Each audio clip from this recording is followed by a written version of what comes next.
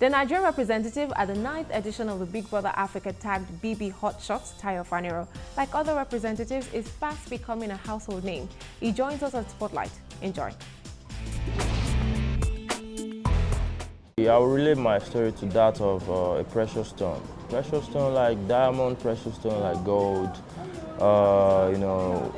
These items that I've mentioned, went through rough patches, but at the end of the day, they're shining, So that's what I would call my story, I would say, I came from a rural, environment, so I didn't have, enough information to become what I loved then to become. But I would just say, through the grace of God, I triumphed. I saw a lot of poverty, around. I had to sell things. I had to hawk. I had to sell, puff and show glass. Fat cake like buns and all that. I would go to where these people that were going to the farm were loaded in the truck, and then you'd be selling. And as a child, even sometimes you have to run after the truck or the trailers, as we call them here.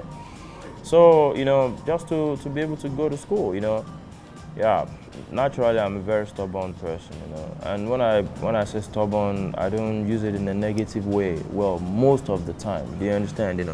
I'm stubborn when it comes to my own decisions. I'm stubborn when it comes to my own beliefs. I'm stubborn when it comes to what I want. I know I want this thing and I'll go for it. I'm a go-getter. My life has really changed.